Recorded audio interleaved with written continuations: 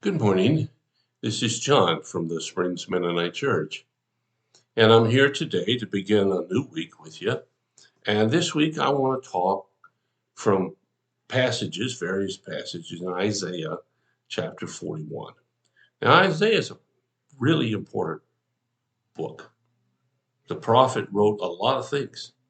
In fact, it's the longest of the prophetic books. And for hundreds of years, the scroll of Isaiah had been read in the temple on a regular basis. And much of what Isaiah talks about relates to the Messiah, the chosen one who was to come. Now, they didn't know when he was going to come. They didn't know how he was going to come. But for years and years, the people of Israel looked for the coming of the Messiah, the one who would change history. And then 700 years later, Jesus shows up. But let's listen to the ancient words about this person long before anybody could imagine. Today I want to start with a simple verse. Isaiah chapter 41 and verse 10. Here's what it says. Don't be afraid, for I am with you. Don't be discouraged, for I am your God. I will strengthen you and help you. I will hold you up with my victorious right hand. Now, what do you hear in these words? I hear encouragement. I hear the words of someone who really wants my best interest to happen. I hear of someone who is concerned for me. Now, I'd like to turn that inward and make the comment that these words are directed to me. Now, they're also directed to you in the same fashion. But these are not words that are just thrown out somewhere. These are words that's intention is to speak to me and my situation at the moment that I am thinking of it. Don't be afraid, for I am with you. You know, when I was a little kid and I got into a bad situation, if my dad were there, I wasn't afraid. I knew he was powerful enough to protect me. My dad is long gone. And in fact, I'm almost as old as my dad was when he passed away. But yet the memory remains.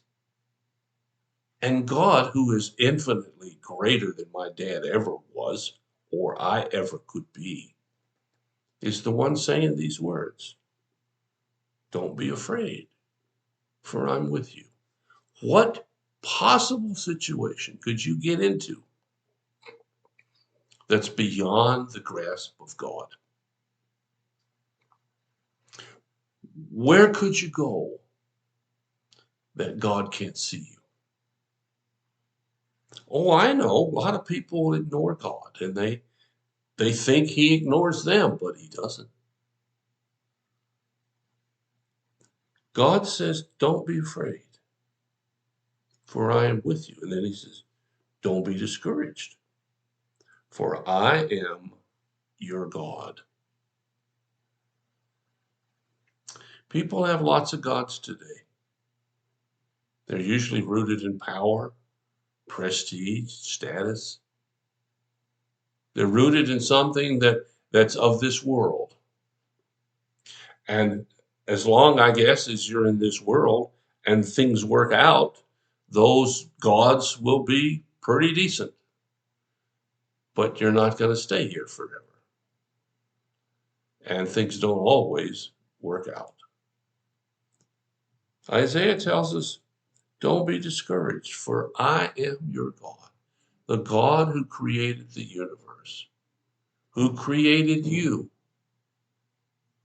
is with you. Then he goes on to say, I will strengthen you and help you. Gosh, even if you think you don't need help, God's still there to help. I found myself in so many situations that I needed help. I can't count them all. And always God was there. I might not have recognized him, but he was there. He says, I will hold you up with my victorious right hand. Hear the words. God's more powerful than fear.